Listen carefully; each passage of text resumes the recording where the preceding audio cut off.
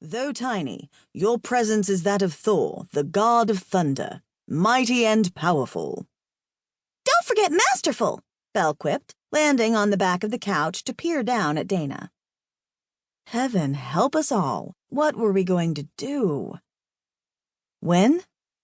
Stefania. We have a predicament. My handsome former 007 looked down at Dana's limp form and dragged a blanket he pulled from the back of the couch over him with a sharp nod. Indeed we do, Dove. Much like the time when we don't have time for a spy story. I halted his latest reverie with a stomp of my foot. Right now we have to focus on Dana, who didn't even have time to process everything we told him before Belle flew in, guns blazing, and spilled the beans. We need to figure out what we're going to say to him when he comes to. "Oh, no you don't, Stevie Cartwright," Belle protested with a flap of his wing. "Don't flip the script now. You said to say hello when you were done with your speech, and I did exactly as scripted. No improv." "Have I ever mentioned you stink at reading a room, Belle?" I asked. Dana was clearly unprepared. He was absorbing the way all big brainiacs do when they find out their friend was once a witch and she has a talking bat with a former ghost and ex-spy for a boyfriend living in her backyard. He wasn't ready, Belle. "Baloney! You didn't ask me to read the room. You said to say hello when you were done. And now look at this big goon, resting on his laurels like a giant in a Lilliputian's field of poppies." Speaking of Sleeping Beauty, shouldn't we put smelling salts under his nose or something? "You are so silly, Malutka. This is not movie. He does not need smelling salts. He will wake on his own. Though he might need therapist after seeing Winged One with guns blazing." Then Arcady chuckled. Even I had to admit, it was kind of funny. "Oh, please," Belle protested. "I didn't come in guns anything. I just said hello. How many times do I have to say that? Who knew he was such a weenie? Big, strong Officer Rigid is really Officer Meek and Mild. I mean, it's like you said. I'm the size of a fruit fly. A well-fed, healthy one, but still not very intimidating." "Now, good man," Wynne chastised.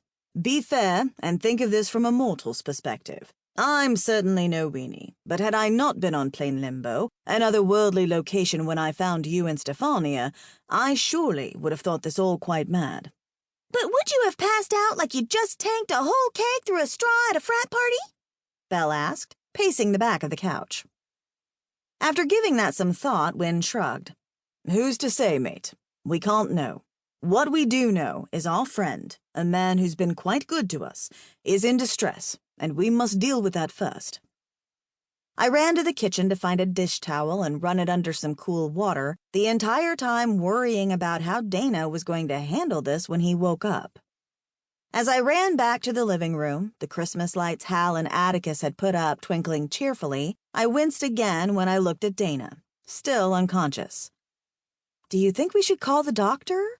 What if we can't wake him up?" "No, my pretty peach pie. He is only in shock. He will survive.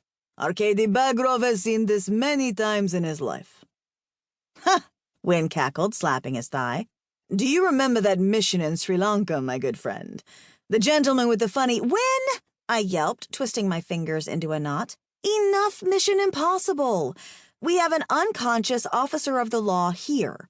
One we've just spilled our guts to, who passed out because we terrified him with our talking bat. Help me rouse him and stop playing spy games." I was trying not to panic, but Dana looked so helpless and out of it I couldn't stop myself. Wynne took the damp dish towel from me with a pout. "I assure you, Stefania, the mission in Sri Lanka was no spy game." He moved Dana's big body over enough to sit beside him, pressing the towel to his temple with careful fingers. I rolled my eyes at him, crossing my arms over my chest. Yak, yak, yak, Sean Connery. I'm hearing a lot of yakking and not nearly enough ideas on how to wakey the big guy here. There isn't much to do, Dove. We let him come to on his own. It's a waiting game now. I bit the inside of my cheek. And when he does come to, what then?